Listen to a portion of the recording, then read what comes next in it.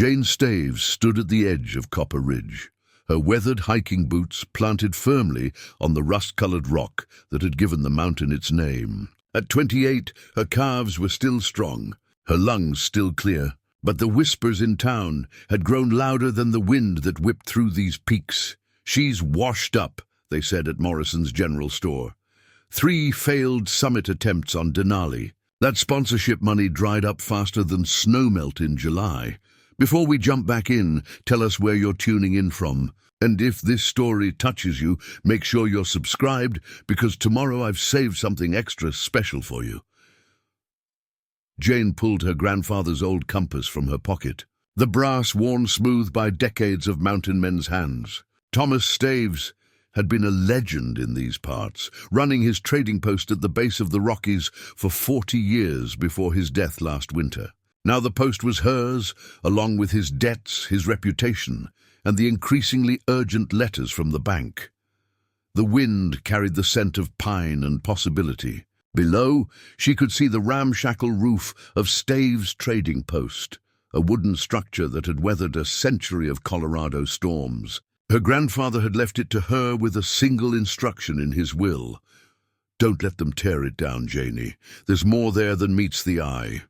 She'd thought he meant sentimentality. Memories of hot chocolate after winter climbs, of learning to tie knots on the worn floorboards, of his stories about the old days when trappers and prospectors still wandered through. But memories didn't pay mortgage extensions, and the bank had given her until the end of the month, 23 days. Jane began her descent, following the familiar trail that switched back through aspen groves just beginning to show their autumn gold. Her phone buzzed in her pocket, no signal this high, but the notification had cued from town. She already knew what it would say. Another brand dropping her sponsorship, another door closing. At 25, she'd been featured in Summit magazine, Jane Staves, the next generation of high-altitude climbing. At 26, she'd led expeditions in the Himalayas, her social media following cresting 50,000. At 27, everything had fallen apart on the slopes of Denali. 3 attempts, 3 failures, each one more publicly documented than the last. Now, at 28, she was just another cautionary tale. Peak too early, fall too hard. The trading post came into view as she rounded the final bend. Its log walls were silvered with age, the tin roof patched in a dozen places with whatever materials her grandfather had found handy. The hand-painted sign, Staves Trading Post, Est 1924, hung askew above the door, one chain rusted through. Inside, dust motes danced in the afternoon light that slanted through the high windows. The place smelled of old leather, tobacco, and time. Shelves lined every wall, packed with the detritus of a century. Snowshoes and crampons, antique skis and climbing rope, jars of nails and boxes of ammunition. Field guides and maps yellowed at the edges. Jane had been sorting through it all for months, trying to decide what could be sold, what should be kept, what was simply junk. The Historical Society had taken some pieces for their collection. A few antique dealers had cherry-picked the valuable items, but there was so much left, and none of it worth enough to save the building. She dropped her pack by the door and surveyed her inheritance with tired eyes. This had been her grandfather's kingdom, his castle, his life's work. Thomas Staves had bought the place in 1964, already old by then, built by his own father in the 1920s. 3 generations of Staves men had worked this land, guided climbers through these mountains, sold supplies to adventurers and dreamers, and now it would end with her. The girl who peaked too soon, the woman who couldn't save what mattered. Jane walked to the back room, where her grandfather had kept his office. The desk was massive, hand-hewn from a single enormous pine, its surface scarred with decades of knife marks and coffee rings. She'd been through every drawer, every file, looking for some miracle, a forgotten insurance policy, a deed to valuable land, anything, nothing. She slumped into the creaking chair and pulled out the bank's latest letter. The numbers swam before her eyes. $53,000. That's what it would take to catch up the payments, to buy herself time to figure out what to do with this place. Her phone finally connected to the weak signal that reached the trading post. 3 missed calls from her mother in Denver. 5 texts from her former climbing partner, Marco, each one a variation of "thinking of you" that felt more like a funeral card than encouragement. And 1 email from Summit magazine. She almost deleted it without reading. Almost, but something made her open it. "Dear Miss Staves, we're running a retrospective piece on Where Are They Now, featuring climbers from our past covers. We'd love to include you." Jane closed the email. She didn't need to read the rest. She knew what it would say, the tone it would take. Sympathetic but clinical, a case study in the perils of early success. She'd become a cautionary tale, a before and after story where the after was just sad. The afternoon light shifted, throwing new shadows across the office. Jane noticed something she hadn't seen before. A patch of wall behind the desk where the log color was slightly different, as if one section had been more protected from the sun and smoke than the rest. She stood, running her hand over the wood. There was a seam there, barely visible, following the natural lines of the logs. Her grandfather had been clever with his hands, could make repairs that were nearly invisible, but this wasn't a repair. Jane pressed on the wood, and something clicked. A section of the wall, 3 logs high, 2 feet wide, swung inward on hidden hinges, revealing a dark space behind. Her heart hammered as she pulled out her phone and activated the flashlight. The narrow beam cut through the darkness, illuminating what looked like a small room, maybe 4 feet deep, carved into the space between the office and the exterior wall. Shelves lined the hidden room, and on those shelves were boxes, dozens of them. Old cigar boxes, ammunition tins, wooden crates with rope handles, all neatly stacked, all carefully preserved, all completely invisible to anyone who didn't know to look. Jane reached for the nearest box, a wooden cigar box with a faded label. Her hands trembled as she opened it. Inside, wrapped in oilcloth, were bundles of cash. Old bills, crisp despite their age, hundreds. She lifted the first bundle, then the second. The box was full of them. She set it down carefully and reached for another box. More cash, and another. More again. "Holy shit," she whispered to the empty trading post. She began pulling boxes out, stacking them on her grandfather's desk, opening them one by one. Cash, coins, gold pieces, silver certificates, stock certificates from companies she'd never heard of. Bonds with dates from the 1930s, the 1940s, the 1950s. The sun was setting by the time she finished. The desk was covered in boxes, and Jane was covered in dust and disbelief. She'd found something. She didn't know exactly what yet, but she'd found something big. Her phone rang, shattering the silence. Her mother. Jane almost didn't answer, but habit won out. "Janie. Honey, I've been trying to reach you all day. Listen. I know you don't want to hear this, but maybe it's time to let the trading post go. You could come back to Denver, stay with us for a while, figure out what's next. There's no shame in—" "Mom," Jane interrupted, her voice strange in her own ears. "I need to call you back. But honey, I love you. I'll call you tomorrow. I promise." She hung up before her mother could protest and stood there in the gathering darkness, surrounded by her grandfather's secrets. On top of the nearest pile was an envelope, yellowed with age, with her name written on it in her grandfather's spidery handwriting. Jane picked it up with shaking hands and tore it open. Inside was a single sheet of paper dated 3 months before his death. "Dearest Janie," it read, "if you're reading this, you found what I left for you. Good girl. I always knew you would. They'll say your best days are behind you. They always do when you're down. But mountains teach us different. The hardest climbs start after you fall. The real summit comes after you think you've failed. What I've left you isn't just money, though there's plenty of that. It's a choice. You can take this easy way I've given you, or you can climb your own mountain. Either way, you're not washed up. You're just getting started. All my love, Grandpa Tom." Jane sank into the chair, the letter clutched in her hand, and for the first time in months she smiled. Not because the money solved her problems, though it clearly did. But because her grandfather, even in death, had seen what no one else could, that being 28 and at the bottom wasn't the end. It was just base camp. Jane didn't sleep that night. She sat at her grandfather's desk until dawn, cataloguing every box, every bundle, every certificate and coin. By the time the sun rose over the eastern peaks, painting them gold and crimson, she had a number, $5,200,000. Give or take. Some of it was straightforward, cash in various denominations, some dating back to the 1930s. Other elements were more complex. Stock certificates from companies that no longer existed, or that had been absorbed by larger corporations. Bonds that may or may not still hold value. Gold coins that would need to be authenticated and appraised. But even at the most conservative estimate, it was enough. More than enough?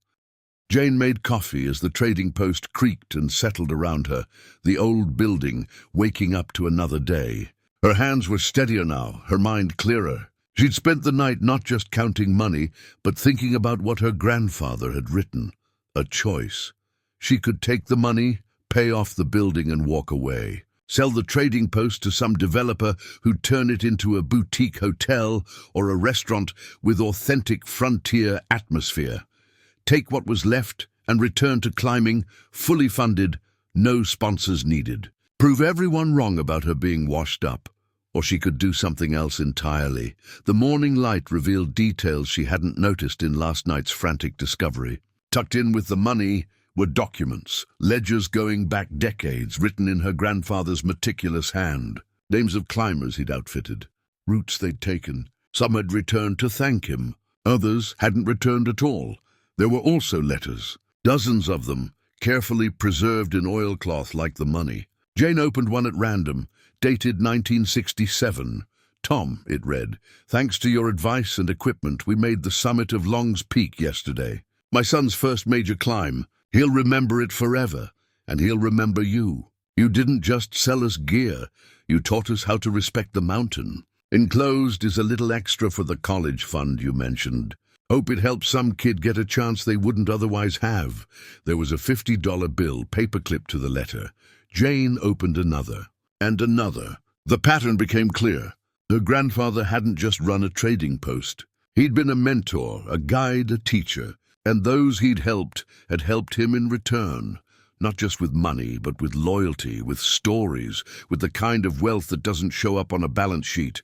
He'd saved it all. Hidden it all. For her phone buzzed. A text from Marco. Coffee. Need to talk to you about something. Jane checked the time. 7 a.m. She'd been up for 26 hours straight, running on adrenaline and revelation.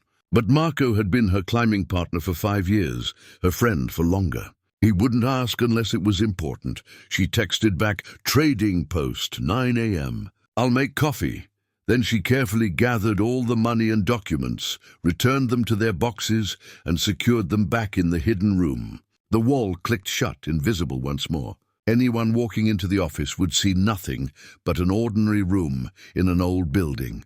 But Jane knew better now. She knew that what looked empty could be full. What looked finished could be just beginning. What looked like failure could be the setup for something else entirely. She used the 2 hours before Marco arrived to shower, change, and begin making a list. Not a list of what to sell or what to save, but a list of possibilities. Questions that needed answering. Plans that needed making. At 9 a.m. sharp, Marco's truck pulled up outside. He was still lean and weather-beaten from his summer guiding in Alaska, his dark hair longer than he usually kept it. He knocked once and entered, a habit from years of coming and going from this place. You look terrible, he said, which meant she looked better than terrible, but he was worried. Thanks. You look like you haven't discovered $5 million recently. Marco froze, halfway to the coffee pot. What? Jane laughed, actually laughed for the first time in months. Sit down. This is going to take a while. She told him everything. About the hidden room, the money, the letters, her grandfather's note. Marco listened without interrupting, which was one of the reasons he'd been such a good climbing partner. He knew when to be quiet and when to speak. When she finished, he leaned back in his chair and whistled low. Tom Staves. The sly old fox. That's it? That's your response? What do you want me to say? Congratulations, you're rich. I mean, congratulations, you're rich. But that's not what you called me here to talk about, is it? Jane poured them both more coffee. You said you needed to talk to me about something, Marco grimaced. Yeah, but your news kind of changes things. Tell me anyway. He pulled out his phone and showed her a series of texts.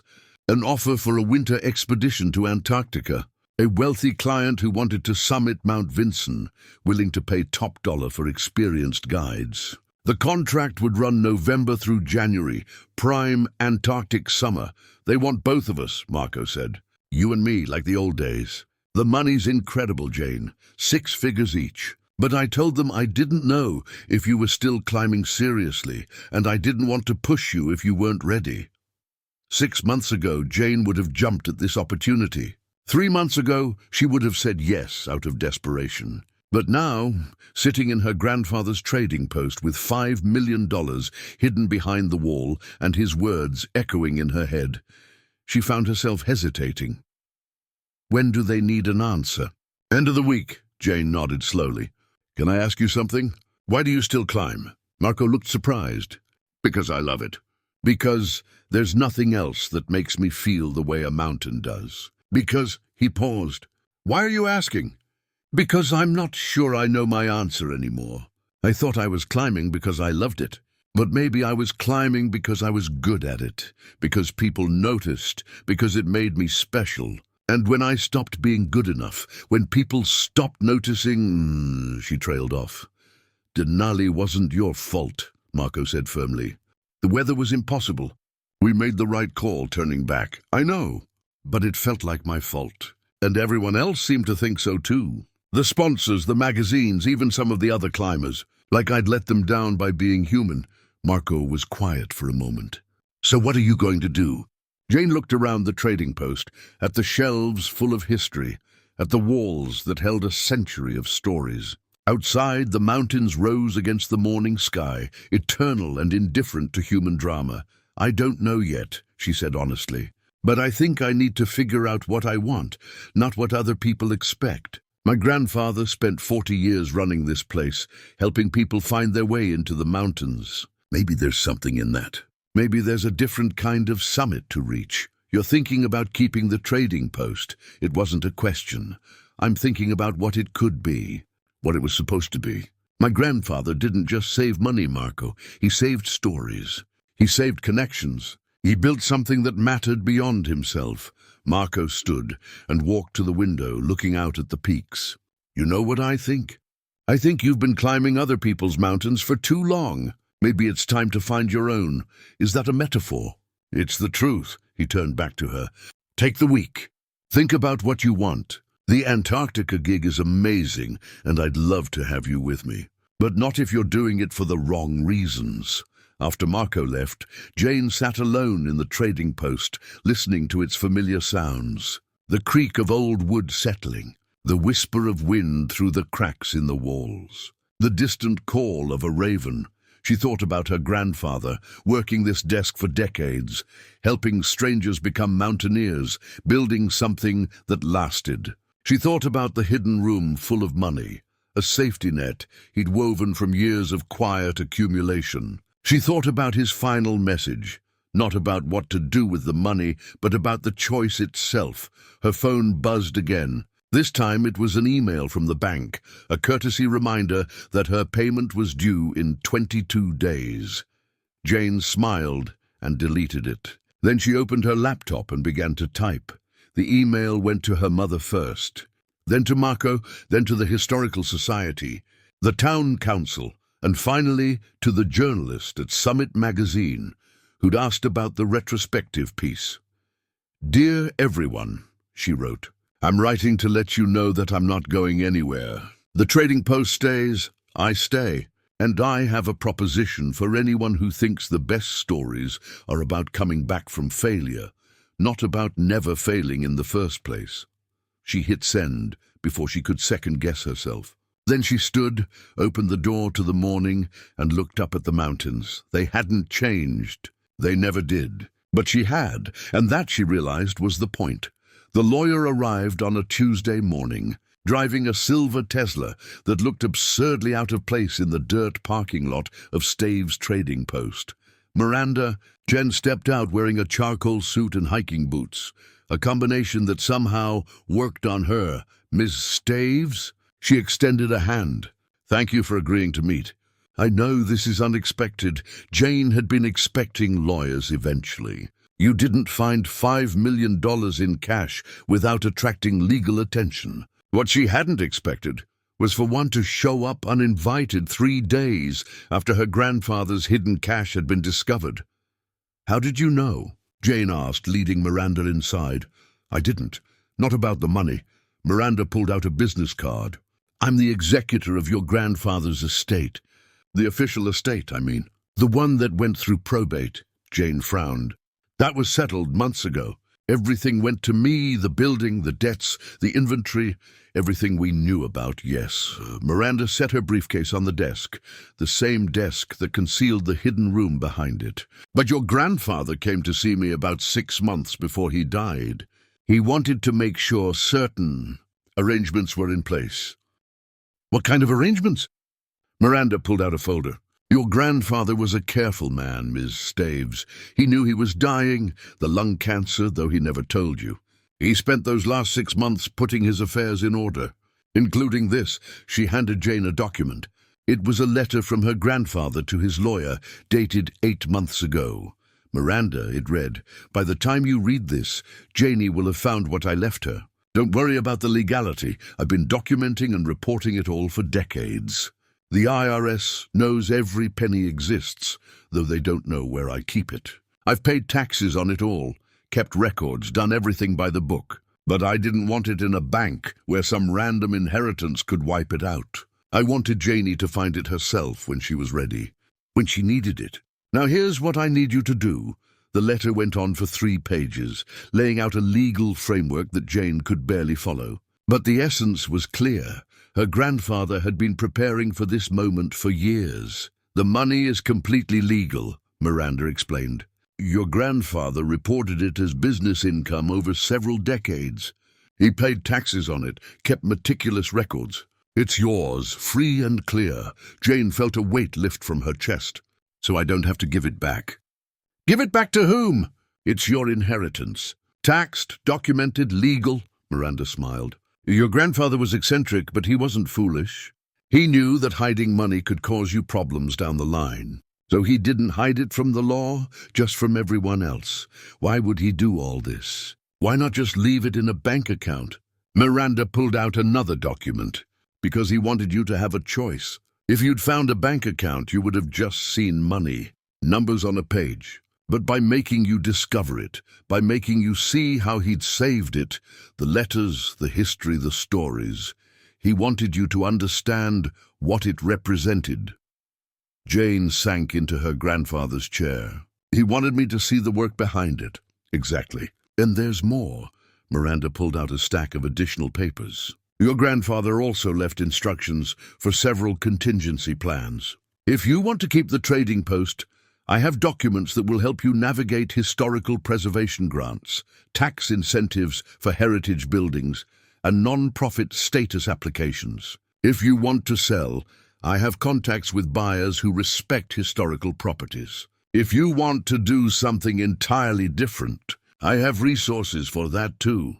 He thought of everything. Telling and preparing this story took us a lot of time, so if you are enjoying it, subscribe to our channel. It means a lot to us. "Now back to the story. He thought of you," Miranda corrected. "He told me that you'd been told your whole life that you peaked early, that you'd climbed too high too fast and had nowhere left to go but down. He wanted you to know that wasn't true. That real success wasn't about reaching the summit at 25. It was about deciding what summit mattered to you at 28, 38, 48, and beyond." Jane felt tears prickling her eyes. "I wish he'd told me all this himself. He tried in his way. He left you that letter, didn't he? But Tom Staves was old-fashioned. He believed in letting people discover things for themselves, in letting them earn their own revelations." Miranda began packing up her briefcase. "I'll leave these documents with you. Take your time reviewing them. I'm available whenever you're ready to discuss next steps. But there's no rush, Miss Staves. For the first time in months, you have the luxury of time. After Miranda left, Jane spent the afternoon reading through the documents. Her grandfather's planning was extraordinary. He'd created not just a financial cushion, but a roadmap. Multiple roadmaps, actually, each branching into different possible futures. She could keep the trading post as a commercial venture, modernizing it while maintaining its historical character.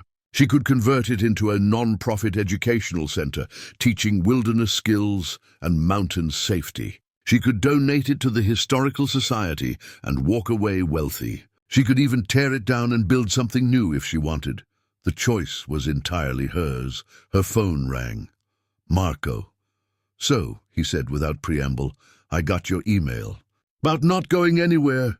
About staying with the trading post. Want to talk about it? I sent that email before I knew all this." Jane gestured at the papers spread across the desk, though Marco couldn't see them. "Before I knew he'd planned for this. Before I knew it was all legal and documented and intentional. Does that change anything?" Jane thought about it. "No, it makes it clearer, actually. He didn't leave me money because he thought I needed rescuing. He left me options because he thought I deserved choices. So what are you going to choose?" "I don't know yet, but I'm figuring it out." She paused. "How's the Antarctica planning going?" "Leaving in 6 weeks. Still hoping you'll change your mind." "I won't, but Marco, thank you for understanding, always." After they hung up, Jane walked through the trading post, really seeing it for the first time in months. She'd been so focused on what it wasn't, profitable, modern, viable, that she'd stopped seeing what it was. A repository of history, a connection point between past and present, a place where her grandfather had helped thousands of people find their way into the mountains. She pulled out her laptop and opened a new document. If she was going to do this, really do this, she needed a plan. Not her grandfather's plan, and not anyone else's either. Her own. By evening, she had the outline of something. Not complete, not perfect, but real. A vision of what Staves' trading post could become. Not a museum frozen in time, and not a soulless commercial venture either. Something in between, something new. She was so absorbed in her work that she didn't hear the truck pull up outside. Didn't notice the footsteps on the porch. Only looked up when the door opened and a man in his 60s stepped inside, his weathered face breaking into a smile. "Janie Staves," he said. "You look just like your grandpa did at your age." Jane stood uncertain. "I'm sorry, do I know you?" "Name's Dutch Kimmer. Your grandfather guided me up my first mountain in 1985. Saved. My life on my second climb in 87. Taught. Me everything worth knowing about the high country." He looked around the trading post with reverent eyes. "I heard you were in trouble. Heard the bank was coming for this place. So I came to help. I appreciate that, but not just me." Dutch gestured to the parking lot. "Brought some friends." Jane walked to the window and stared. The parking lot was filling with trucks and cars. People were climbing out, dozens of them, all ages and types. They gathered in the fading light, looking up at the trading post like pilgrims at a shrine. Word got around, Dutch explained. On the climbing forums, in the guide networks, that Tom Staves' granddaughter was trying to save his place. That you needed help. So we came. But I can pay the mortgage now. I found some money. I don't need— Dutch held up a hand. "We didn't come to save you, girl. We came because this place matters. Because Tom mattered. Because some places are worth fighting for, whether they need financial help or not. Because," he looked around the trading post again, "because this is where a lot of us started. And we don't forget that." One by one, the people outside began to approach. They introduced themselves, climbers, guides, outdoor educators, wilderness rescue volunteers. Each had a story about Tom Staves, about this trading post, about how it had changed their lives. "He taught me to respect the mountain," said a woman in her 40s. "He outfitted my first expedition," said a young man. "With a rope-burned hands, he talked me out of a stupid climb that would have killed me," said an older guide. "He believed in me when no one else did," said a teenager who couldn't have been more than 17. "They kept coming. stories and gratitude flowing like snowmelt. And Jane realized that her grandfather hadn't just left her money, he'd left her a community, a legacy that couldn't be measured in dollars, but in lives touched, in wisdom shared, in connections made. Dutch was the last to speak. Your grandfather used to say that mountains teach us two things, humility and possibility. Humility because they're bigger than we'll ever be. Possibility because we can still climb them anyway. Whatever you decide to do with this place, Janie, just remember that. Remember what it taught us. Remember what it could teach others. As the sun set behind the peaks, painting them in shades of orange and purple, Jane stood surrounded by strangers who felt like family. She thought about her grandfather working this desk for 40 years, touching all these lives in ways she was only beginning to understand.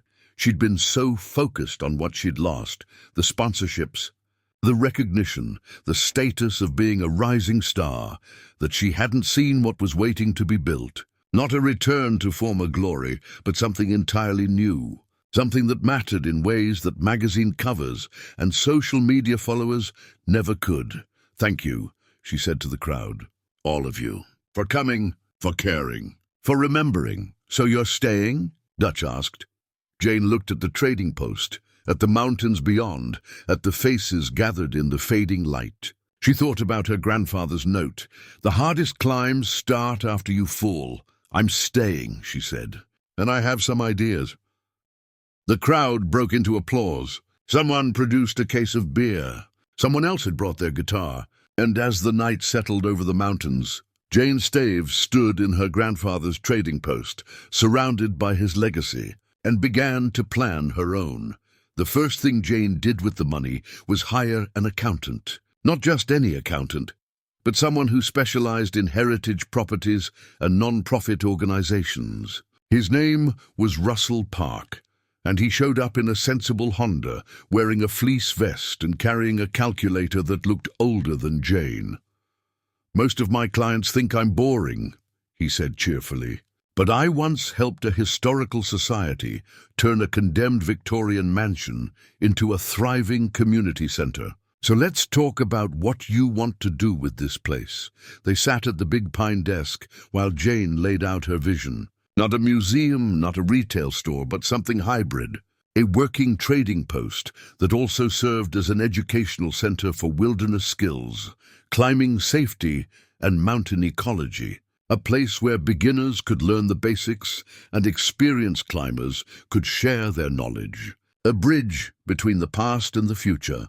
Russell listened, taking notes in a leather-bound notebook. Have you thought about non-profit status? My grandfather's lawyer mentioned it. It could work. The trading post has historical and educational value.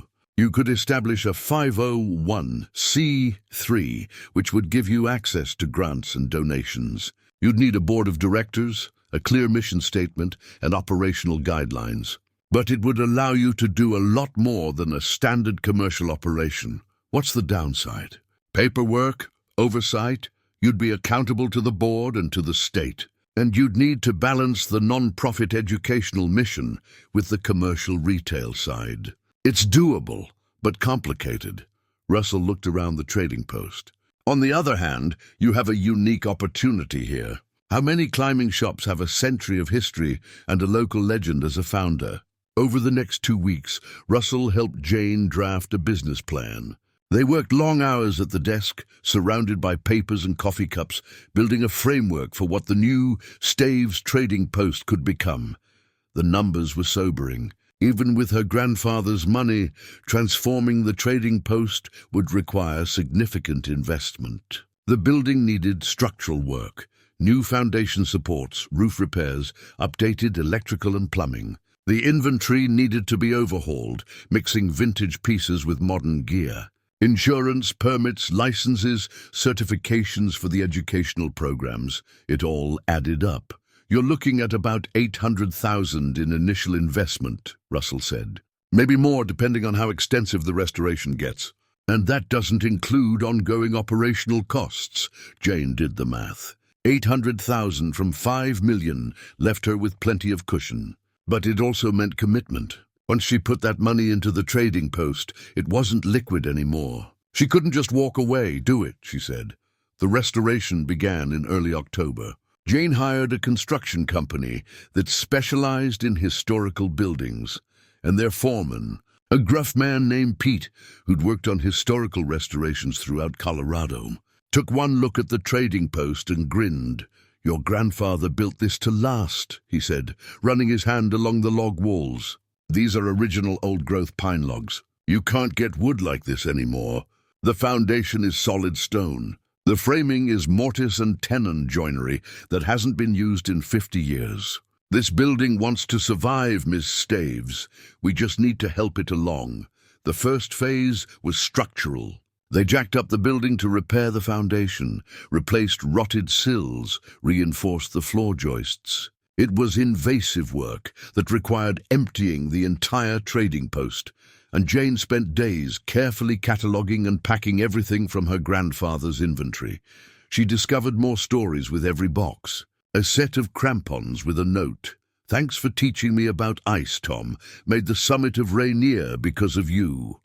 A compass with initials carved into the case. "TS, for when I'm lost. Love, Margaret, 1972. A climbing rope, retired but preserved, with a dozen signatures along its length. A rescue team from 1984 that had used Staves' trading post as their base camp. Every item was a thread in her grandfather's tapestry, proof that he'd touched lives in ways both practical and profound. Jane found herself documenting each piece, photographing them, recording their stories. Russell suggested they could become part of the educational displays, real equipment with real history, showing how climbing had evolved over the decades.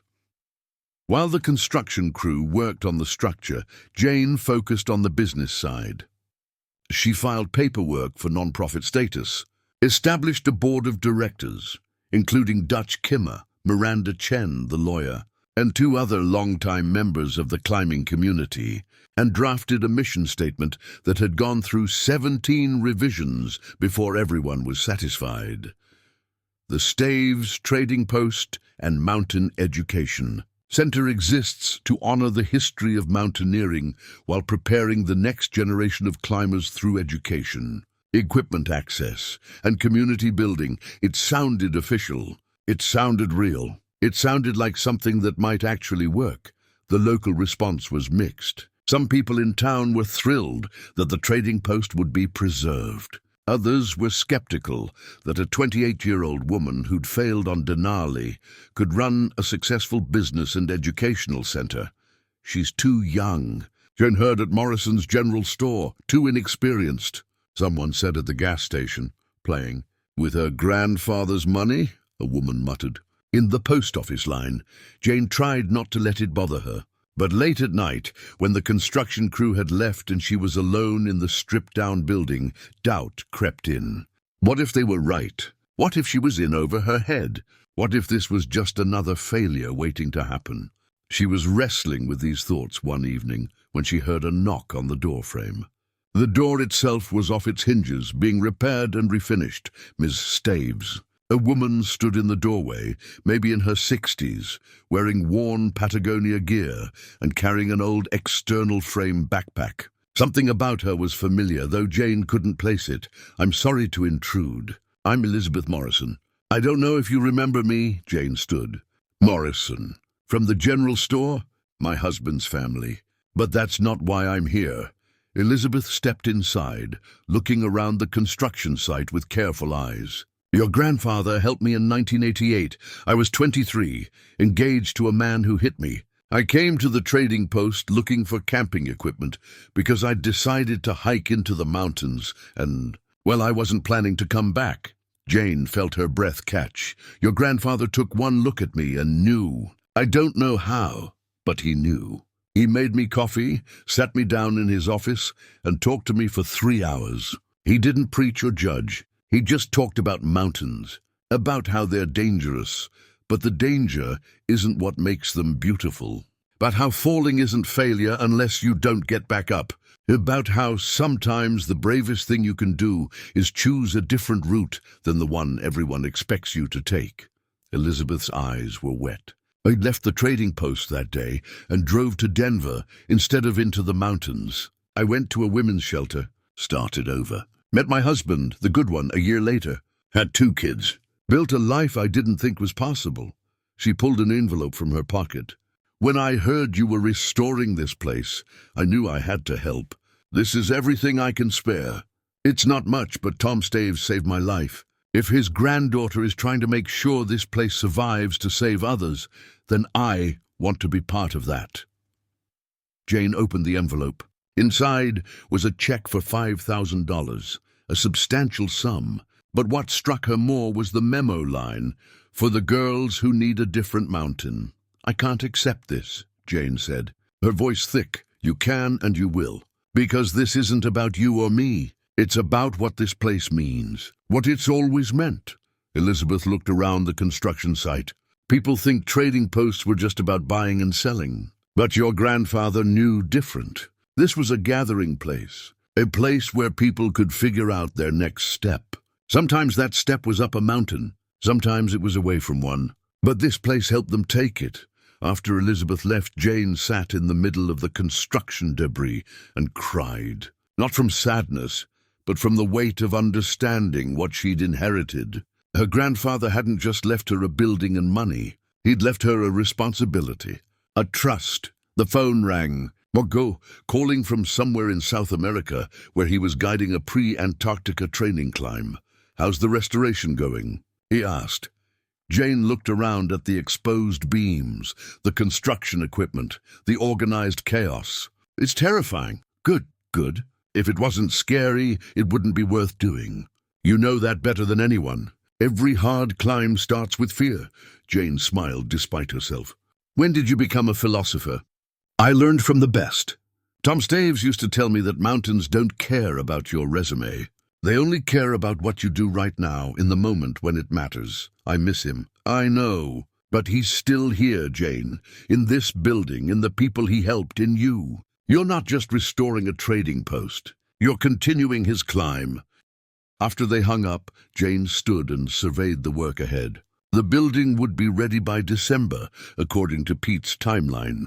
That gave her 2 months to finalize the business plan, hire staff, develop curriculum for the educational programs, and prepare for the grand reopening. 2 months to prove that being 28 and starting over wasn't a failure.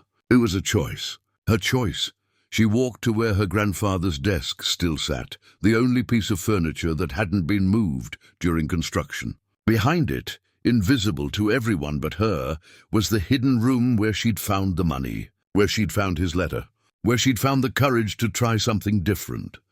Jane opened the hidden door and looked into the darkness. The shelves were empty now, the money deposited in a business account where Russell could track and manage it properly. But the space itself remained, a reminder of what could be hidden in plain sight, a reminder that the surface was only the beginning.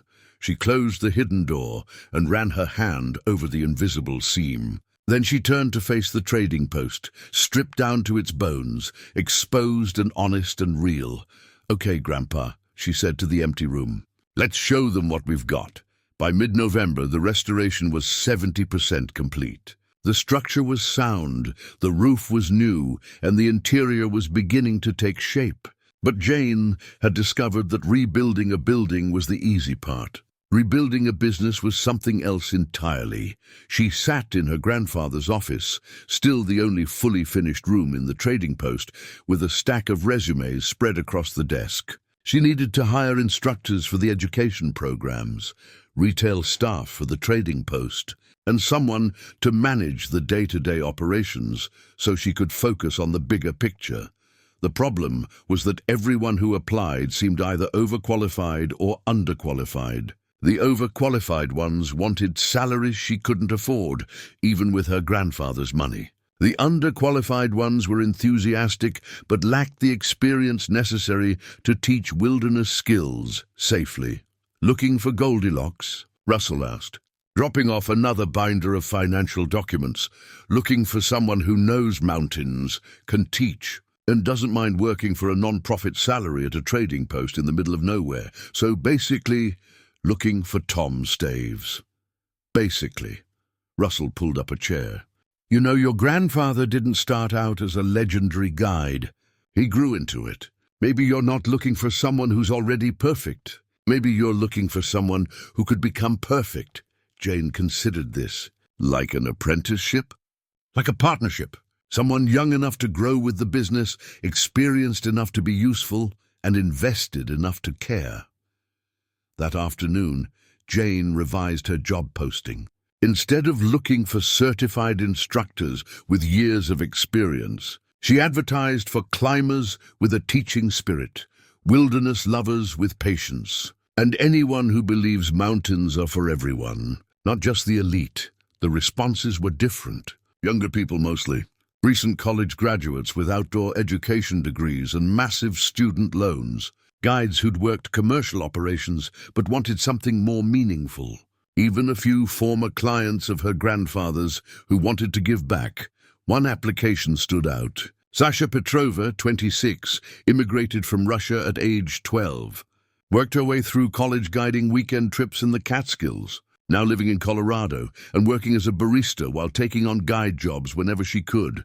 I don't have fancy certifications, her cover letter read, but I've guided over 300 beginner climbs without a single injury. I can teach someone to tie a bowline in 3 minutes and explain why the mountain demands respect in 2. I've read everything Tom Staves ever wrote for Summit magazine, and I know that this trading post could be what I've been looking for. A place where climbing isn't about ego or Instagram, but about connection and community. Jane called her that evening. Sasha Petrova. This is Jane Staves. About your application. Oh my God, I'm sorry if I was too forward. Your grandfather helped my family when we first came to America. My father was a mountain guide in Russia, but his credentials didn't transfer. He came to the trading post looking for work, and Tom spent a month teaching him how the American guiding system worked, helped him get certified, connected him with the right people. My dad went on to start his own guide service in Estes Park, so when I saw you were hiring, I had to apply. I have to warn you, though, I'm not... Can you start in 2 weeks? Jane interrupted silence, then, are you serious? The pay isn't great. The hours are long. You'll be doing everything from teaching basic knots to stocking shelves to handling retail customers. But if you want to build something that matters, if you want to help create what your father found at this trading post, then yes, I'm serious. When do I start? Jane hired 3 more instructors over the next week. Marcus Wu, 31, a former Park Service ranger with search and rescue experience. Tanya Brightwater, 53, a Navajo woman who taught traditional wilderness skills and had been one of her grandfather's friends. And Jamie Collins, 24, a trans man who'd found himself through climbing and wanted to help others do the same.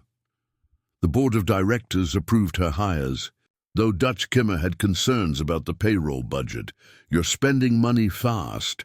Jane, the restoration, the staff, the insurance, the equipment for the education programs. At this rate, you'll burn through the initial investment in 18 months. I know. But Russell ran the projections. If we can reach 50% capacity by spring and 75% by next fall, we'll be sustainable. And that's conservative. And if you don't reach those numbers, Jane met his eyes. Then I'll have tried. Which is more than I can say for the past year. Dutch nodded slowly. Your grandfather would be proud and terrified. But mostly proud.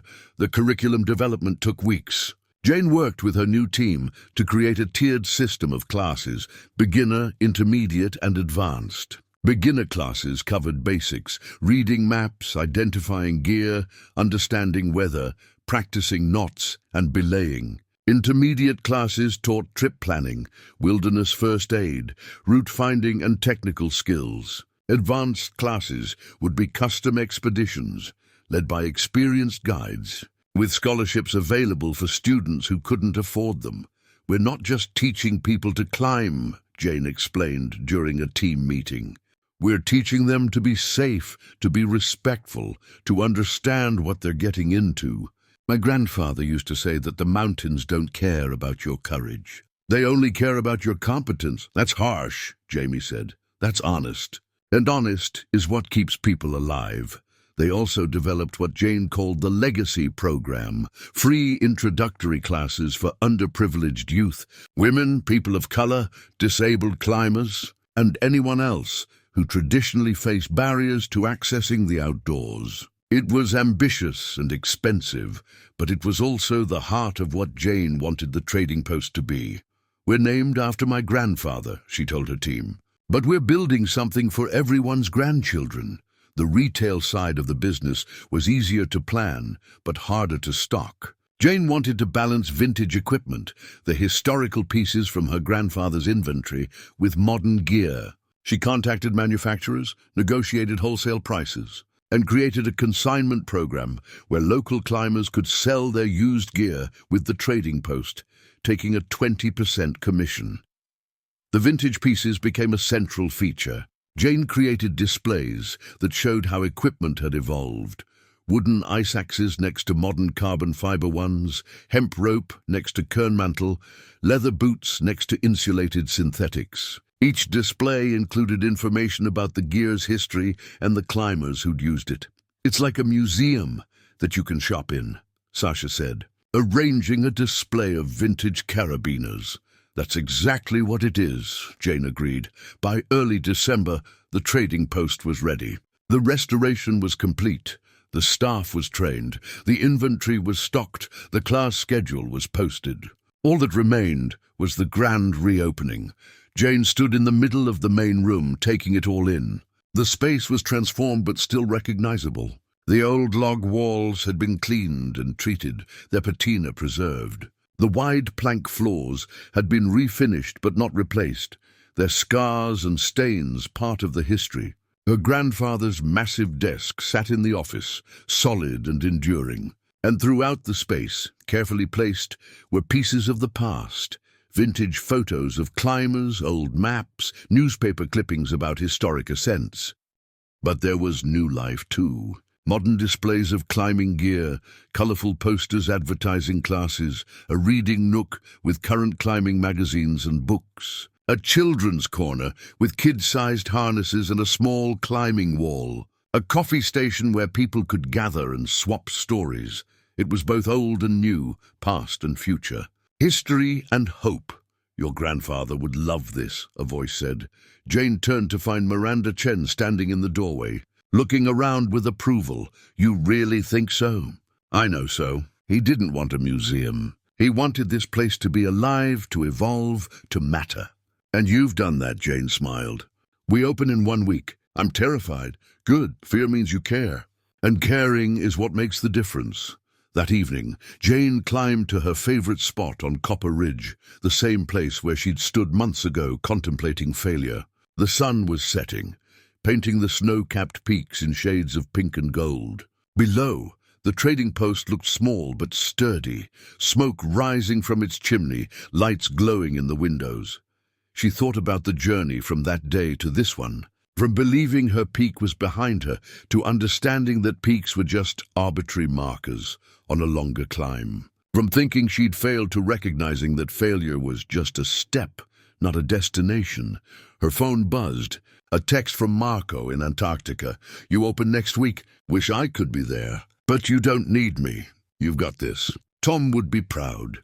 Jane typed back, "Thanks for believing I could find a different mountain." "You didn't find it," Marco replied. "You built it." As darkness fell, Jane made her way down the mountain, following the familiar trail by memory and headlamp. Tomorrow she'd finalize the opening day preparations. She'd double-check inventory, review emergency procedures with her staff, confirm that all the permits and insurance were in order. But tonight, she allowed herself to feel what she'd been too busy and too scared to acknowledge: pride. Not the shallow pride of magazine covers and social media likes, but the deeper satisfaction of building something that mattered, something that would outlast her, something that would help others find their own way to the summit, whatever that summit might be. When she reached the trading post, she didn't go inside immediately. Instead, she stood in the parking lot, looking up at the sign her grandfather had painted almost 60 years ago. Staves Trading Post. In July 1924, beneath it she'd added a new line, Mountain Education Center. In July 2024, a century later, a new beginning. Same foundation, different climb. Jane smiled and went inside to finish the work. The grand reopening was scheduled for December 15th, a Saturday. Jane woke that morning at 5 a.m., too anxious to sleep. She checked and rechecked everything. Inventory stocked, staff briefed, coffee maker programmed, floors swept, lights tested, cash registers loaded, but still the doubts crept in.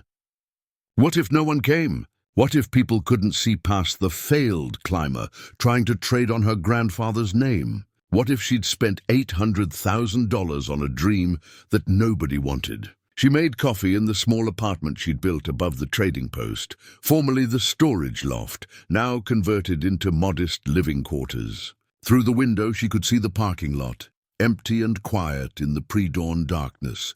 By 7 a.m. she was downstairs, pacing among the aisles. Sasha arrived at 7:30, bringing donuts and nervous energy. "How are you feeling?" Sasha asked. "Like I'm about to summit K2 in a lightning storm." "That's oddly specific. I read too many expedition accounts." Marcus and Tanya arrived at 8, followed by Jamie at 8:15. The team gathered in the office for a final meeting before the 10 a.m. opening. "Remember," Jane said, "we're not just selling gear or teaching classes. We're helping people find their way into the mountains. Every interaction matters. Every customer is someone who could become part of this community. This is what my grandfather understood, and it's what we need to remember." "No pressure," Jamie joked, but his smile was genuine. At 9:45, Jane unlocked the front door and stepped outside. The parking lot was still empty. The road was quiet. Her heart sank. Then she saw the dust cloud. A line of vehicles was coming up the mountain road. Trucks and SUVs, cars and vans, even a few motorcycles. They kept coming, filling the parking lot, spilling onto the shoulder of the road. Doors opened, people emerged, and Jane recognized faces. Dutch Kimmer and his crew from the opening night in October. Elizabeth Morrison from the General Store family. Members of the local climbing club. Rangers from the Park Service. People she'd never met but who somehow knew about today. By 10 a.m., there were over 100 people waiting outside the trading post. Dutch approached, grinning. "Thought we'd let you open alone?" "I didn't know. How did everyone know?" "Word of mouth. Social media. That interview you did with Summit magazine last month. People are curious about Tom Staves' granddaughter and what she's building here." Jane had almost forgotten about the interview. The journalist who'd wanted to do a "Where Are They Now" piece had ended up writing something different, a story about legacy, second chances, and a young woman choosing to build instead of climb. It had run with the headline, "Jane Staves Finding a Different Summit." The response had been bigger than she'd expected. The article had been shared thousands of times. Climbing forums were discussing it. Her Instagram, which she'd barely touched in months, had gained 20,000 new followers. But she'd been so focused on finishing the renovation and training staff that she hadn't fully registered what that attention might mean. Now, looking at the crowd, she understood. They'd come to see if the story was real. If she was real, if this place could be what she'd promised it would be. Jane took a deep breath and opened the door. "Welcome," she said, her voice stronger than she felt, "to the Staves Trading Post." The crowd flooded in, filling the space with noise and energy. People browsed the vintage displays, tried on modern gear, asked questions, shared stories about Tom Staves. The retail area was packed. The class schedule attracted dozens of sign-ups, and the coffee station became an impromptu gathering place where old climbers swapped tales with young ones. Jane moved through the crowd, greeting people, answering questions, trying to be everywhere at once. Sasha handled the retail side with easy competence. Marcus fielded questions about the rescue-focused classes. Tanya demonstrated traditional fire-starting techniques to a rapt group of kids, and Jamie signed up participants for the Legacy program's first session. Around noon, a hush fell over the trading post. Jane looked up to see why. A woman stood in the doorway, backlit by the winter sun. She was in her early 50s, lean and weathered, with close-cropped grey hair and eyes that had seen a lot of mountains. Jane recognized her immediately. Dr. Sarah Chen, one of the most accomplished mountaineers of her generation. First American woman to complete the 7 summits, multiple first ascents in the Himalayas, author of 3 books about high altitude. Climbing, she was also the climber who'd written the most scathing critique of Jane's Denali failures in Summit magazine last year. "That's Sarah Chen," someone whispered. "What's she doing here?" Sarah walked through the crowd, which parted for her like water. She stopped in front of Jane, and for a moment neither spoke. "Miss Staves," Sarah finally said, "I came to see what you've built." Jane's throat was dry. "What do you think?" Sarah looked around the trading post, taking in the vintage displays, the modern gear, the gathering spaces, the class schedule. Her expression was unreadable. "I think," she said slowly, "that I owe you an apology." The trading post went completely silent. "Last year, I wrote that your failures on Denali showed you weren't ready for high-altitude climbing, that you'd peaked too early and lacked the mental fortitude for the really hard mountains." Sarah's voice carried to every corner of the room. "I was wrong. Not about the failures, those happened, but about what they meant." She turned to address the crowd. "I've spent 30 years climbing the hardest mountains in the world. I've stood on all 7 summits. I've made first ascents that people said were impossible. And you know what? None of it matters as much as this." She gestured around the trading post. "This is the real climb. Not the peaks we summit, but the paths we create for others. Not the personal glory, but the community we build. Not the records we set, but the legacy we leave." Sarah turned back to Jane. "You didn't fail on Denali. You just chose a different mountain. And this one is harder, more important, and more worth climbing than any peak I've ever stood on." The silence broke into applause. Jane felt tears stinging her eyes, but she blinked them back. "Thank you," she managed to say. "Don't thank me. Prove me right. Make this place everything you've promised it could be." Sarah extended her hand. "And when you're ready, I'd like to teach a masterclass here on the psychology of failure and the courage of persistence. No fee, just the chance to be part of what you're building." Jane shook her hand, unable to speak. Sarah Chen, the woman who'd publicly doubted her, was now publicly supporting her. The irony wasn't lost on anyone in the room. As Sarah moved away to examine the vintage equipment, Dutch sidled up to Jane. "Well, that was unexpected." "You're telling me?" "But good. Very good. Sarah Chen teaching here? That'll put you on the map." The rest of the day passed in a blur. Sales exceeded Jane's projections by 300%. The first beginner class sold out in 20 minutes. The Legacy program received 17 scholarship applications. By the time they closed at 7 p.m., Jane's feet ached and her voice was hoarse. But she couldn't stop smiling. Her team gathered in the office after the last customer left, collapsing into chairs with relief and exhaustion. "That was insane," Jamie said.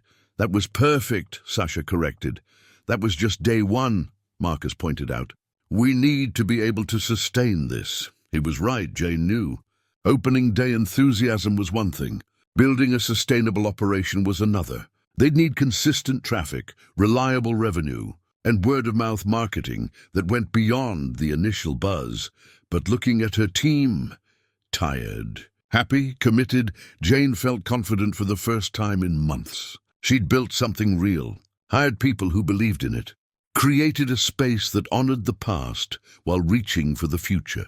That night, after everyone left, Jane sat alone in her grandfather's office with a bottle of whiskey Dutch had left as a congratulatory gift.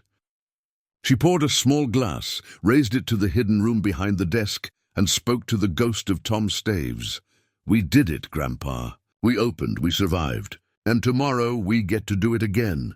She drank, feeling the burn, feeling the satisfaction, feeling the weight of responsibility and possibility. Her phone buzzed. "Marco from Antarctica saw the photos on Instagram. Looks like you found your summit." Jane typed back, "No, I'm still climbing. But I like this route better. That's because it's yours." She smiled and set down the phone. Through the window, she could see the mountains rising against the starlit sky, eternal and patient. They'd be there tomorrow and the day after, and for all the days to come, waiting for the next generation of climbers that would learn their craft here, in this building, from this team. And Jane would be here too, not as a failed mountaineer trying to reclaim glory, but as a teacher, a mentor, a keeper of her grandfather's legacy, building something that would last longer than any summit celebration, something that would help others climb their own mountains, whatever those mountains might be. She finished her whiskey, turned off the lights, and climbed the stairs to her apartment. Tomorrow would bring new challenges, new customers, new opportunities to prove that the trading post was more than opening day enthusiasm. But tonight, she could rest in the knowledge that she'd taken the hardest step, the first one. Everything else was just the climb. By January, the initial buzz had settled into something more sustainable: steady traffic, reliable class enrollment, and a growing reputation as a serious educational center. Jane's team had found their rhythm, the retail operation was profitable, and the legacy program had served its first cohort of students. But success attracted attention, and not all of it was welcome. On a grey morning in mid-January, Jane was restocking the climbing rope section when Sasha approached with a worried expression. "There's someone here to see you. Says he's from Mountain Peak Outfitters." Jane's stomach dropped. Mountain Peak Outfitters was a national chain of outdoor retail stores, known for aggressive expansion and even more aggressive business practices. They'd driven several independent shops out of business in Colorado over the past decade. The man waiting in her office wore an expensive Arc'teryx jacket and an easy smile that didn't reach his eyes. He stood when Jane entered, extending his hand. "Miss Staves, Brad Hutchins, Regional Director for Mountain Peak Outfitters." "Thank you for seeing me." Jane didn't sit. "What can I do for you, Mr. Hutchins?" "Please call me Brad. I wanted to congratulate you on your successful reopening. Very impressive what you've done here." "Thank you. I'll get right to the point. Mountain Peak is interested in the trading post. We'd like to make you an offer." Jane crossed her arms. "It's not for sale." Brad's smile never wavered. "I understand the emotional attachment. Family legacy, historical significance. But let's be realistic. You've put a lot of money into this place. Money you'll never recoup as an independent operation. We're prepared to offer you $2 million for the property and business, plus a position as local manager if you want to stay involved. You'd have the resources of a major corporation behind you, better buying power, established systems. No. Ms. Staves, I don't think you understand the market realities. Small, independent outdoor shops are dying. You've had a good opening, but that won't last. Competition is fierce, margins are thin, and the big players have advantages you simply can't match. We're offering you a way out before you exhaust your resources trying to fight a losing battle." Jane leaned against her grandfather's desk, feeling the solid wood against her back. "Mr. Hutchins, let me explain something. This isn't a hobby or a vanity project. This is a century-old trading post that served this community through the Depression, 2 world wars, and countless economic shifts. It survived because it's not about maximizing profit. It's about serving people, teaching them, connecting them to the mountains." That's very poetic. But poetry doesn't pay the bills. Neither does selling out. The answer is no. Now, unless you're here to buy gear or sign up for a class, I need to get back to work. Brad stood, his smile finally fading. "I understand. But let me leave you with some information." He placed a folder on the desk. "Market analysis, competitor data, projected financials. When you're ready to have a serious conversation about the future, give me a call." After he left, Jane opened the folder. The contents were professional, detailed, and disturbing. Mountain Peak had done extensive research on the trading post's finances, customer base, and market position. They'd identified potential vulnerabilities: limited capital, dependence on seasonal traffic, competition from online retailers. The report concluded that the trading post would likely fail within 3 years unless it either expanded significantly or merged with a larger operation. The recommended solution, unsurprisingly, was acquisition by Mountain Peak Outfitters. Jane showed the folder to Russell during their next meeting. "It's not wrong," he said after reviewing it. "These are real challenges. Online retail is eating into brick-and-mortar sales. Chains have better buying power. And you're in a remote location with limited year-round traffic, so they're right. I'm going to fail." They're right that these are challenges, but their analysis assumes you're trying to be a conventional retail operation. You're not. You're running a hybrid model, retail plus education plus community center. That changes the equation. How? Russell pulled out his own projections. The education programs are your differentiator. No online retailer can teach someone to tie a bowline or practice crevasse rescue. No chain store offers the kind of community connection you're building. If you can grow the educational side while maintaining the retail operation, you create something that's competition-proof. And if I can't, then Mountain Peak's analysis becomes more accurate. But Jane, you're only 2 months in.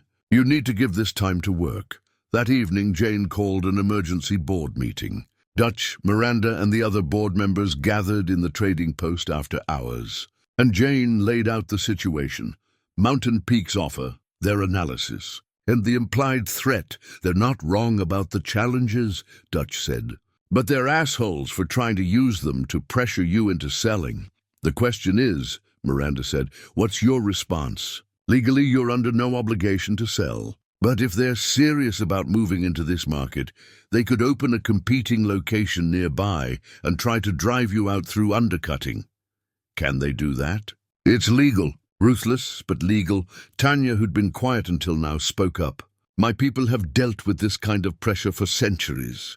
Outsiders coming in, offering money, promising improvement, and then destroying what made a place special.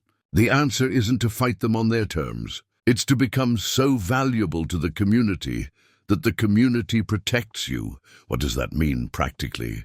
Jane asked. "It means you double down on what makes you different. The education programs, the legacy scholarships, the community connection. Make people need you in ways that have nothing to do with whether you can compete on price for a carabiner." The board discussed strategy for 2 hours, eventually settling on a plan. Expand the educational offerings, deepen community partnerships, and establish the trading post as a cultural institution, not just a retail operation. If Mountain Peak wanted to compete on price, let them. The trading post would compete on value. Over the next several weeks, Jane implemented the strategy. She partnered with local schools to offer outdoor education as part of their curriculum. She established relationships with youth organizations to provide subsidized programs. She created a visiting lecturer series starting with Sarah Chen that brought prominent climbers and outdoor educators to the trading post for free public talks. The response was strong. Class enrollment increased by 40%. The lecture series drew crowds that overflowed the trading post, forcing Jane to move them to a larger venue at the community center. Local media covered the programs, raising the trading post's profile, but the pressure continued. In late February, Mountain Peak announced plans to open a new flagship store in the next town over, just 20 miles away. The store would be 3 times the size of the trading post, with a climbing gym, a coffee shop, and what they called the latest in outdoor retail experience. "They're trying to crush you," Dutch said flatly. "Maybe, but they're also giving me something to rally against." Jane had learned from her climbing days that sometimes the best motivation was a clear opponent. Let them build their flagship. We'll show people there's a difference between a store and a community. She launched a social media campaign, not attacking Mountain Peak directly, but highlighting what made the trading post special. Photos of students learning to climb, stories from people her grandfather had helped, testimonials from current customers about why they chose to shop local. The campaign went viral, at least within the climbing community. Ildrew support staves trended on climbing forums. Outdoor influencers shared posts about the importance of independent shops. Even some national publications picked up the story, framing it as David versus Goliath, but viral support didn't always translate to revenue. March was slower than expected, with a late-season snowstorm reducing traffic. April was better, but still below projections. Russell warned that if the summer season didn't perform strongly, they'd need to revisit the budget. Jane lay awake nights running numbers, planning contingencies, wondering if Brad Hutchins had been right after all. Maybe she was fighting a losing battle. Maybe the old model of small trading posts couldn't survive in the modern economy. Then, on a rainy morning in early May, something unexpected happened. A bus pulled into the parking lot. Not a tour bus or a shuttle, but a school bus from Denver. 43 high school students poured out, led by their outdoor education teacher, Ms. Staves. The teacher approached. "I'm Diana Rodriguez. I teach outdoor ed at Lincoln High. I read about your legacy program and wondered if we could arrange something for my students. Most of them have never been in the mountains. Some of them have never left the city. I know it's short notice, but I thought—" "Yes," Jane said immediately. "When? We're here now. If you have time. We can only stay for the day, but I thought maybe a basic introduction, some hands-on learning." Jane gathered her team. In 30 minutes, they'd organized an impromptu program. Sasha teaching basic knots, Marcus covering wilderness safety, Tanya sharing traditional skills, Jamie leading a short hike to a nearby overlook. The students were hesitant at first, uncertain in this unfamiliar environment. But gradually they engaged, asked questions, tried tying knots, listened to stories about the mountains. At the end of the day, as they were boarding the bus to leave, one student hung back. She was maybe 16, with nervous eyes and hands that couldn't quite stay still. "Miss Staves," she said quietly, "can I ask you something?" "Of course. That article about you, the one that said you failed on that mountain and people said you were washed up. Is it true?" Jane chose her words carefully. "I failed 3 times to summit Denali. And yes, a lot of people said my career was over, that I'd peaked too soon and had nowhere to go but down. What did you do?" "I decided they were measuring the wrong mountain. I stopped trying to prove them wrong on their terms and started building something on my own terms." Jane gestured at the trading post. "This place, this work, it's not what I thought I'd be doing at 28. But it's what I meant to be doing." The girl nodded slowly. "I'm supposed to go to college next year, study business, become an accountant like my mom wants. But I hate it. I hate the idea of sitting in an office forever. But everyone says I'm stupid to throw away a stable career. Are they measuring the right mountain?" "What? Are they measuring what you want to climb or what they think you should climb?" The girl's eyes filled with tears. "I don't know. I just know their mountain feels wrong." Jane put a hand on her shoulder. "Then find your own mountain. It doesn't have to be Everest. It doesn't have to impress anyone. It just has to be yours." As the bus pulled away, Sasha came to stand beside Jane. "That girl's going to remember today for the rest of her life." "I hope so. Do you think she'll find her mountain?" Jane watched the bus disappear down the road, heading back to Denver, back to a world of expectations and pressures and other people's definitions of success. "I think," Jane said slowly, "that we just showed her it's possible. The rest is up to her." That night, as Jane was closing up, she found a note wedged in the door. It was handwritten on lined paper torn from a notebook. "Dear Miss Staves," it read, "thank you for today. Thank you for showing us the mountains. Well, thank you for telling me about your failures. My teacher says we're doing a fundraiser to help your legacy program. She says places like yours are what make the difference. I hope we can come back. I hope I can learn to climb my own mountain. Yours truly, Sophia." Jane taped the note to her office wall, next to her grandfather's letter. 2 pieces of paper, generations apart, saying the same thing, that failure isn't the end, that community matters, that the real climbs are the ones we choose for ourselves. Mountain Peak could build their flagship store. They could undercut prices and offer fancy amenities, but they couldn't offer this. They couldn't offer connection, meaning transformation. And that, Jane realized, was the difference between a store and a trading post, between a transaction and a tradition, between maximizing profit and creating value. She turned off the lights and climbed the stairs to her apartment, where the mountains waited outside her window, dark shapes against the starlit sky. Tomorrow would bring new challenges, new pressures, New reasons to doubt, but also new students, new stories, new possibilities. The climb continued. The Mountain Peak flagship store opened in early June with the kind of fanfare that only a national chain could afford. Sponsored athletes, free gear giveaways, a climbing competition with prize money, live music, food trucks. They advertised it for weeks on radio, social media and billboards along the highway. Jane didn't go, but she saw the photos online. The store was massive, gleaming with glass and steel, packed with the latest equipment and technology. Their climbing gym featured a 3-story wall that was legitimately impressive. The crowd was huge. The following week, traffic at the trading post dropped by 30%. People are curious about the new store, Russell said, trying to sound optimistic during their weekly financial review. It'll level out, but it didn't level out. July was worse than June. August was worse than July. Class enrollment held steady. The educational programs were the trading post's unique offering, but retail sales continued to decline.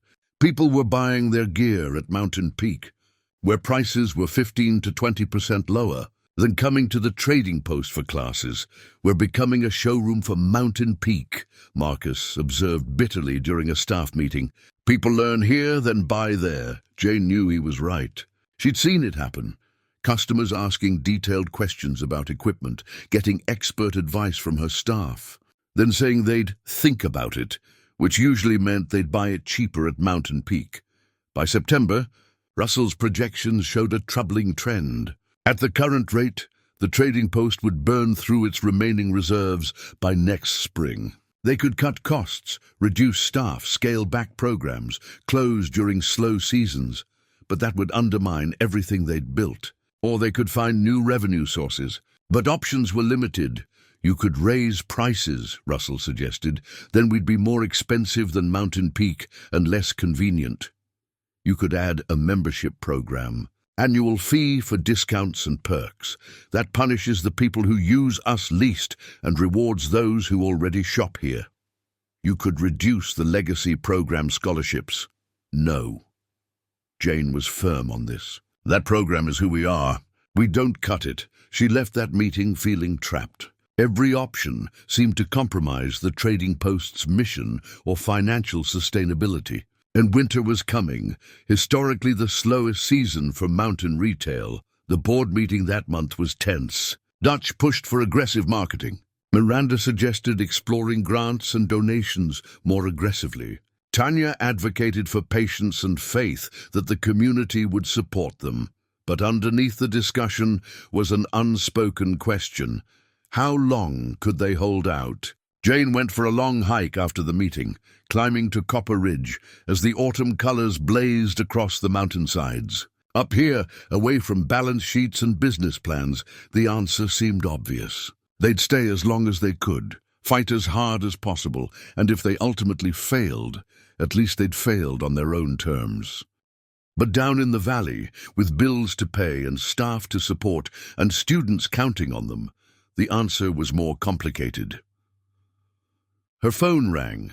Marco, calling from Patagonia, where he was guiding. "How's it going?" he asked. Jane almost lied. Almost said everything was fine, that she was handling it, that the situation wasn't as bad as it looked. But Marco had climbed with her long enough to know when she was bluffing. "We're bleeding money," she admitted. "Mountain Peak is undercutting us on retail, and I don't know how to compete without compromising what makes us different. So, don't compete on their terms." That's what everyone keeps saying. But Marcus is right. We're becoming a free educational service for their paying customers. It's not sustainable. Marco was quiet for a moment. "You remember that climb we did in the Tetons? When we got caught in that surprise storm on the Grand?" Jane remembered. They'd been forced to bivouac on a narrow ledge, shivering through the night while lightning struck the peaks around them. In the morning, they'd discovered that the storm had opened up a new route by clearing ice from a couloir that had been previously unclimbable. "The storm changed the mountain," Marco said, "created new possibilities. Maybe this is your storm. Maybe it's opening up a route you haven't seen yet." After they hung up, Jane sat on the ridge as the sun set, thinking about storms and routes and possibilities she hadn't seen. What if they were looking at this wrong? What if the solution wasn't to fight Mountain Peak, but to transform the trading post into something even more distinct? An idea began forming. Risky, unconventional, potentially brilliant or potentially disastrous. She'd need to run numbers, talk to her team, get board approval. But it might, just might, be the new route Marco was talking about. She practically ran down the mountain, nearly stumbling in her hurry to get back to the trading post. By the time she arrived, she had the outline of a plan. The next morning, she called an all-staff meeting. "What if," she said, laying out a sketch on the desk. "We stopped trying to be a retail store that also teaches and became a mountain education center that also sells gear? What's the difference?" Jamie asked. "The difference is where we put our focus and our resources. Right now, we're trying to compete with Mountain Peak on retail while also running educational programs. We're spreading ourselves too thin. What if we went all in on education?" She sketched out the idea. Transform most of the retail space into classrooms and workshop areas. Reduce inventory to essentials, the gear that students absolutely needed for classes, and convert everything else to consignment or rental. Partner with manufacturers for educational discounts that students could access directly. Focus on becoming the best mountain education center in the region, maybe the country. But retail is our steady income, Sasha pointed out. Classes are seasonal, unless we expand the class offerings to be year-round. Winter mountaineering, avalanche safety, ice climbing, indoor programs during storms, wilderness first aid, trip planning, equipment maintenance. We could host multi-day intensives, certification programs, even residential workshops where people stay locally for a week of immersive training. Marcus leaned forward. "You're talking about becoming a mountain education non-profit in earnest, not just a trading post with classes?" "Yes, exactly. We use the retail operation to support the educational mission instead of the other way around. We apply for educational grants, partner with schools and universities, maybe even offer accredited courses. We become something Mountain Peak can't replicate because it's not about retail anymore. It's about education." The room was silent as everyone processed this. "It's ambitious," Tanya finally said. "It would require restructuring everything, and a lot more work for us," Jamie added. "Developing curriculum, getting accreditations, building partnerships. But it would be true to Tom's vision," Sasha said quietly. "He didn't build this place to sell crampons. He built it to teach people how to use them safely." Jane looked around at her team. "I know it's a big change, and I know I'm asking a lot, but I think this is the route that gets us through the storm. What do you think?" One by one they nodded. "Let's climb it," Marcus said. Over the next month, Jane and her team worked frantically to implement the transformation. They reorganized the space, converting half the retail area into 2 proper classrooms, with whiteboards, projectors, and seating. They negotiated with manufacturers to create an educational partner program that gave students direct access to discounted gear. They developed a comprehensive curriculum that ran year-round, with summer programs in high-altitude mountaineering and winter programs in avalanche safety and ice climbing. Russell helped them apply for non-profit educational grants. Miranda restructured the business entity to emphasize their educational mission. Dutch recruited retired climbers and guides to volunteer as instructors for the expanded programming. The transformation required additional investment, about $200,000 for renovations, equipment and marketing. Jane approved it, knowing it would drain more of her grandfather's money, but believing it was necessary. They relaunched in November with a new name, the Staves Mountain Education Center and Trading Post. The rebrand acknowledged their evolution while honoring their history. The response was mixed. Some long-time customers were disappointed by the reduced retail inventory. "I used to be able to buy everything here," one complained. "Now I have to go to Mountain Peak anyway." But others were excited by the expanded educational offerings. The winter mountaineering intensive sold out in 3 days. The avalanche safety certification attracted students from 3 states. The Wilderness First Responder course filled 2 sessions. By December, it was clear the transformation was working, but not quickly enough. Revenue was up from September, but still below what they needed to be sustainable long-term. They'd bought themselves time, but they hadn't solved the fundamental problem. Then, 2 days before Christmas, Jane received an email that changed everything. It was from the National Outdoor Education Association, a prestigious organization that accredited outdoor education programs across the country. They'd seen the coverage of the Trading Post's transformation and wanted to discuss a potential partnership. Jane called immediately. "Ms. Staves," the director said, "we're impressed by what you're building. The integration of retail and education, the community focus, the accessibility programs, it aligns perfectly with our mission. We'd like to designate the Staves Center as a national demonstration site for mountain education." What does that mean? It means we'd provide funding support, help with accreditation, send training delegations to learn from your model, and feature your programs in our national conferences and publications. It's a significant endorsement that would attract students and funding from across the country. Jane's hand trembled as she took notes. What would you need from us? Continued commitment to quality and accessibility, willingness to share your model with other programs, and agreement to host an annual conference on inclusive outdoor education. After the call, Jane sat in her office, stunned. This was exactly what they needed. Validation, visibility, funding support, and a network that would bring students from far beyond their local area. She called an emergency board meeting to share the news. The board approved the partnership unanimously, with Dutch wiping his eyes and saying, "Tom would have loved this." That night, Jane climbed to her apartment and stood at the window, looking out at the mountains. Snow was falling, soft and steady, covering everything in white. The Trading Post glowed below, lights warm in the windows. She thought about the journey from finding the money to fighting Mountain Peak, to transforming the business to this moment. About storms and roots and the ways that challenges forced evolution. Her phone buzzed. A text from Marco. "Merry Christmas. How's the mountain?" Jane typed back, "Steeper than I thought. Beautiful anyway. That's the best kind." She smiled and set down the phone. Tomorrow she'd deal with the details of the NOEA partnership, the logistics of hosting a national conference, the ongoing competition with Mountain Peak. But tonight, she let herself feel something she hadn't felt in a long time. Hope. Not the desperate hope of someone clinging to a dream, but the solid hope of someone who'd found the right route and was making steady progress. The storm hadn't destroyed them. It had revealed them, shown them who they really were and who they needed to become, and they were still climbing. Up next, we have 2 more incredible stories that are waiting for you. Just click the image you want to watch and it will take you there. If you enjoyed this video, make sure to subscribe. It would mean a lot.